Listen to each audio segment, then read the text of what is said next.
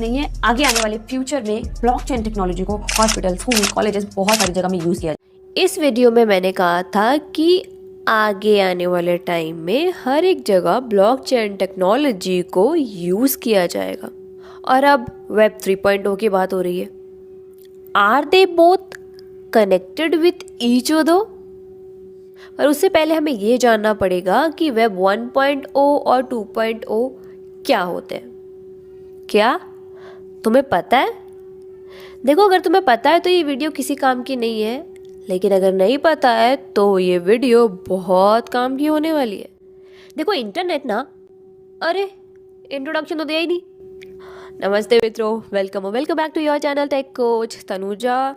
अगर आप इस वीडियो में पहली बार आए हो तो वीडियो के एंड तक आपको पता चल जाएगा कि ये चैनल सब्सक्राइब करने लायक है या नहीं। पर अगर पहले से बने हुए हो अभी तक मेरे साथ तो धन्यवाद बने रहने के लिए। Without a further ado, let's quickly get started to the video.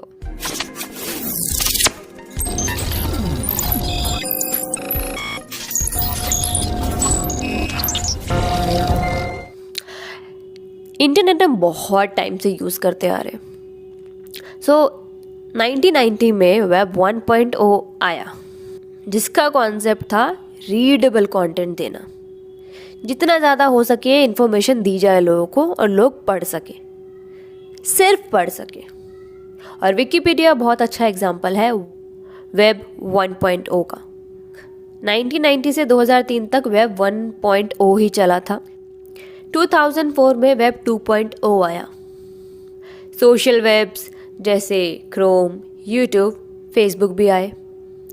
अब आप पढ़ने के साथ साथ लिख भी सकते हो, इंटरैक्ट भी कर सकते हो, सब्सक्राइब भी कर सकते हो, क्रिएट भी कर सकते हो कंटेंट। तो वेब 2.0 बहुत ज़्यादा इंटरैक्टिव बन गया हम सभी के लिए। बहुत अच्छा खासा चल रहा है सब कुछ।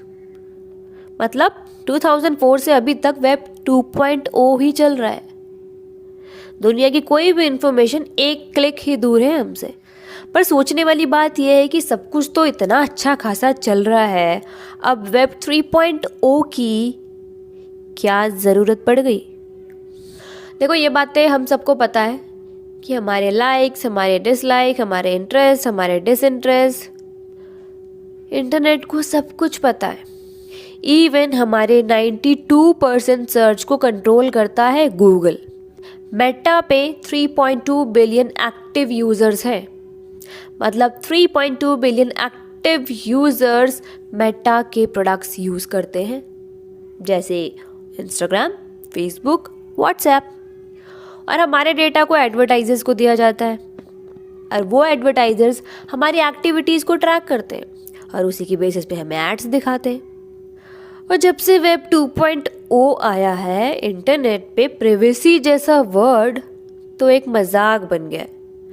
फिर 2009 में बिटकॉइन लॉन्च हुआ, उसी के साथ वेब 3.0 का भी कॉन्सेप्ट आया। बिटकॉइन चलता था डिसेंट्रलाइज सिस्टम पे, ब्लॉकचेन टेक्नोलॉजी पे। मतलब ये कि जैसे गूगल हमारे सर्च को कंट्रोल कर रहा है, तो अगर हम सब अपनी अपनी इंफॉर्मेशन को, हम सब अपने अपने डेटा को कंट्रोल कर सके, ये राइट देगा हमें web 3.0। So web 3.0 DOB concept पे चलने वाला है। डिसेंट्रलाइज, ओपन सोर्स और blockchain technology.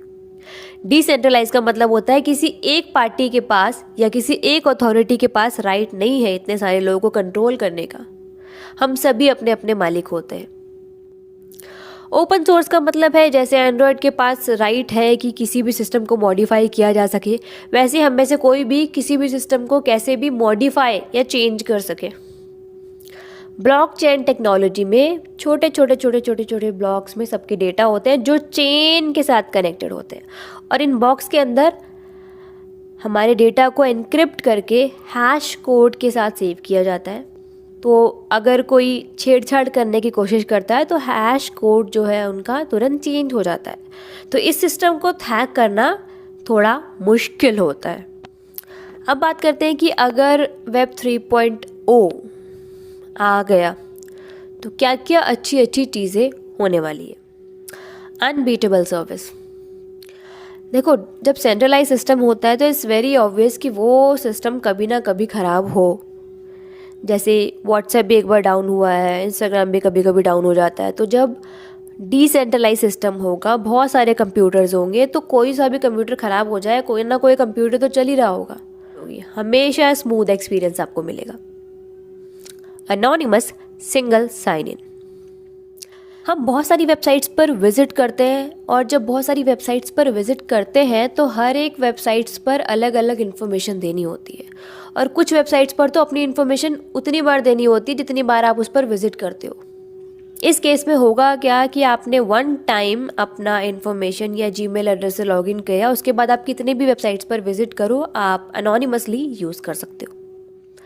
Personalise search experience. आज के टाइम पे हमारे एक्टिविटीज़ को ट्रैक किया जाता है और उसी के बेसिस पे हमें एड्स दिखाई जाते हैं।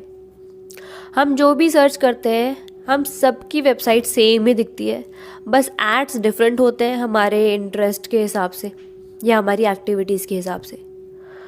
बट ज़रा सोचो कि आपका जो इंटरेस्ट है उसी के हिसाब से आपकी वेबसाइट दिखे। ऐसा एक्सपीरियंस वेब 3.0 पर ही मिल सकता है। Self governing.